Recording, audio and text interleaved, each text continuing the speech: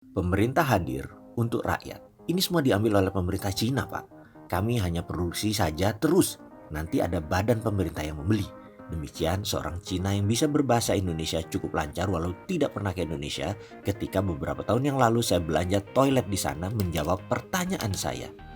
Jalan hanya 1 jam melewati kota pelabuhan Shenzhen sampai kami pada sebuah kota yang semuanya terdiri dari bangunan ruko 3 lantai.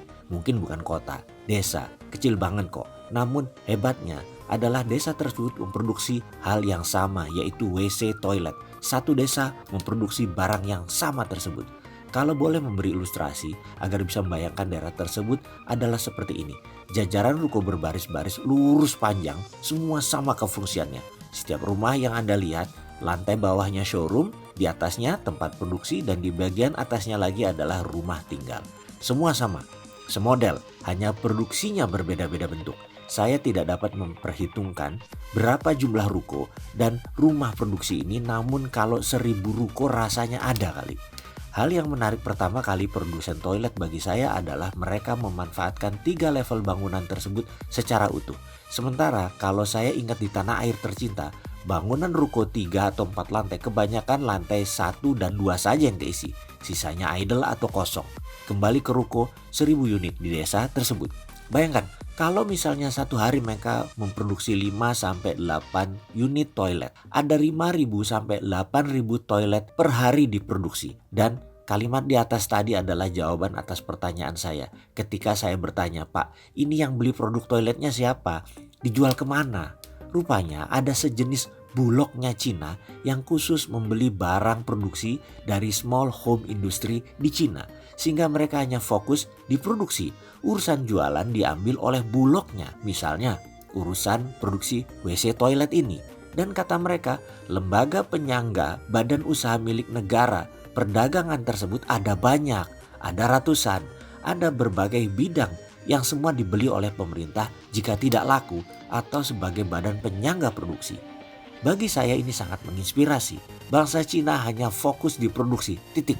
Kalau belum bisa dagang atau menjual, maka akan dibeli oleh pemerintah dengan harga standar dan pastinya tidak rugi. Namun jika ada pembeli langsung, mereka bisa deal langsung, menjual kepada buyer yang kebanyakan adalah negara luar. Pemerintah hadir dalam setiap industri di sana.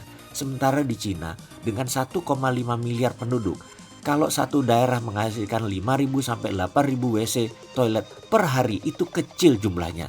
Pasti habis ditelan pasar lokal. Tapi ide badan penyangga ini membuat semua orang bisa memenuhi kebutuhan dasar mereka tanpa takut produksi tidak ada yang ambil. Pemerintah hadir mengawal hasil rakyat.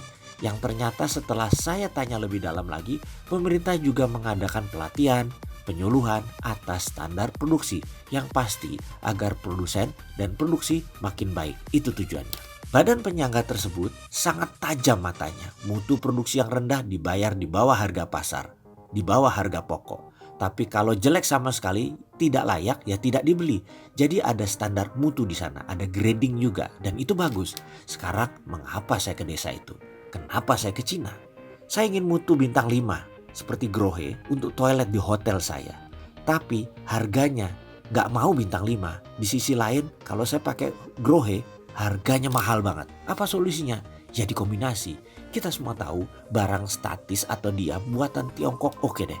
Tapi urusan mechanical, barang rotating, pneumatik jangan coba-coba beli di Cina. Harus Eropa untuk toilet publik apalagi. Maka saya ke Cina untuk bolnya toilet yang mirip Grohe. KW1 harga cuma Rp300.000. Hanya keramik bowl dan sejenisnya yang saya beli. Sistem alat mekanik tetap original alias tetap saya pergunakan Grohe yang asli. Saya kawinkan.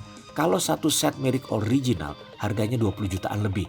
Kalau dikombinasi dengan barang Cina hanya 3 juta. Sekali lagi, urusan rotating atau pneumatik lebih baik menggunakan barang-barang Eropa. Yang statis bolehlah barang Cina. Dan barang statis biasanya 80% dari sebuah benda operasional, bener nggak?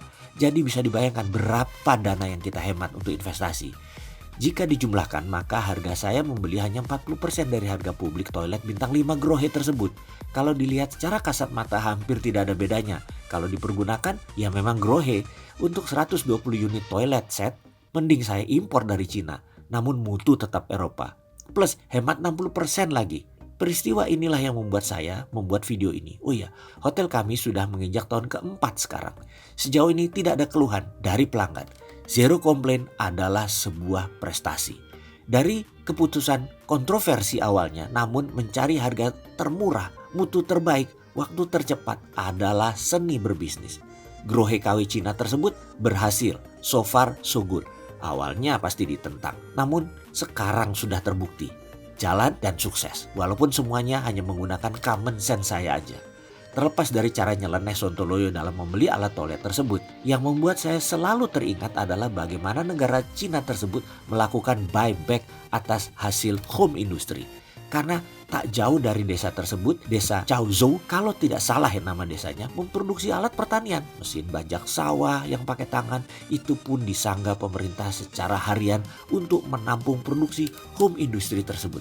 Badan usaha bulog perdagangan milik pemerintah tersebut tugasnya membeli produksi rakyat dan menjual ke market internasional dengan harga bulk, borongan. Walau kenyataannya kebutuhan lokal pun belum bisa terpenuhi. Hal ini membuat kestabilitasan berbisnis. Saya suka sekali strategi ini.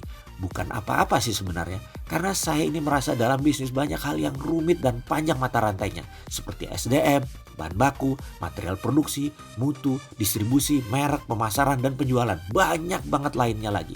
Misalnya, itu adalah hanya salah satu produksi. Katakan bolpen saja. Panjang banget dari proses material awal hingga sampai ke tangan Anda, para konsumen. Kalau sebagai pebisnis, hal ribet ini bisa dikurangi, misalnya penjualan dan distribusi diambil Bulog, maka fokus kita para UKM 100% hanya ke mutu produk. Ya pasti saja produksinya secara mutu meningkat atau secara produksi bisa lebih cepat. Ini cara pintar. Sementara di perusahaan yang milik pemerintah tadi fokusnya hanya berdagang dan distribusi. Persis seperti Unilever, hanya menjadi marketing arm saja. Tentu fokus dan kompetitif jadi bisnisnya. Gak kebayang kalau ada lembaga Bulog tersebut di Indonesia. Pasti UKM-nya maju.